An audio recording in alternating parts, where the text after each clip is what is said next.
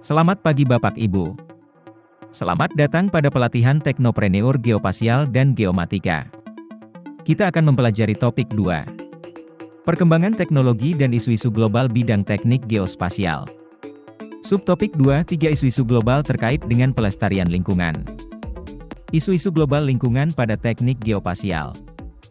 Berkaitan dengan bagaimana perubahan iklim, kerusakan lingkungan, dan keanekaragaman hayati mempengaruhi kondisi geografis, sosial, ekonomi, dan politik di berbagai wilayah dan skala. Beberapa isu-isu global lingkungan pada geospasial yang sering menjadi perhatian dunia adalah pemanasan global, adalah peningkatan suhu rata-rata permukaan bumi akibat emisi gas rumah kaca yang berlebihan.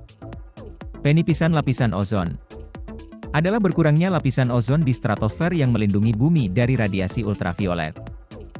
Efek rumah kaca adalah proses alami di mana sebagian radiasi matahari yang dipantulkan oleh permukaan bumi ditahan oleh gas-gas di atmosfer.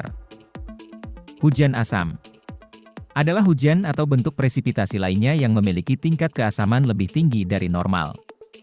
Hujan asam terbentuk akibat reaksi antara air dengan polutan udara seperti sulfur dioksida dan nitrogen oksida yang berasal dari pembakaran bahan bakar fosil.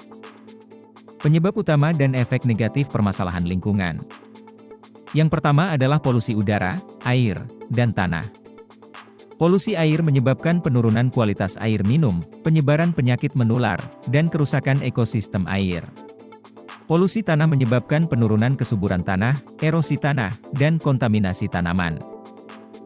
Pencemaran lingkungan akibat aktivitas industri, transportasi, pertambangan, pembangunan, dan pembuangan limbah.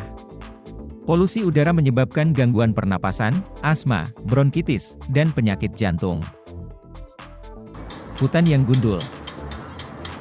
Pengurangan luas hutan akibat penebangan liar, pembukaan lahan untuk pertanian, perkebunan, pemukiman, dan kebakaran hutan.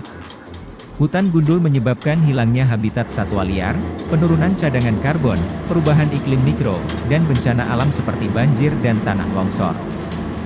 Punahnya flora dan fauna. Kehilangan keanekaragaman hayati akibat perburuan ilegal, perdagangan satwa liar, perusakan habitat, invasi spesies asing, dan perubahan iklim.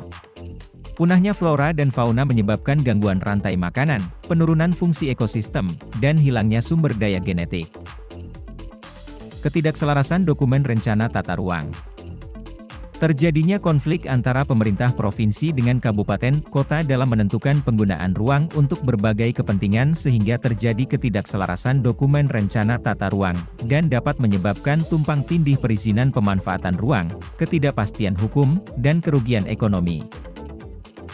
Ketersediaan data dan informasi geospasial yang terbatas. Kurangnya data dan informasi geospasial yang akurat, terintegrasi, dan mudah diakses oleh berbagai pihak, sehingga dapat menghambat proses perencanaan pembangunan dan pengembangan lingkungan hidup di Indonesia. Praktik hidup berkelanjutan, misalnya, mengurangi penggunaan air dan listrik, mengurangi pembuangan sampah, mendaur ulang, mengurangi konsumsi plastik, dan memilih transportasi ramah lingkungan seperti berjalan kaki, bersepeda, atau menggunakan transportasi umum. Kebijakan penggunaan sumber daya, misalnya, mematikan peralatan listrik saat tidak digunakan, menggunakan lampu hemat energi, menggunakan alat-alat hemat air, dan mengoptimalkan penggunaan energi di rumah dan tempat kerja.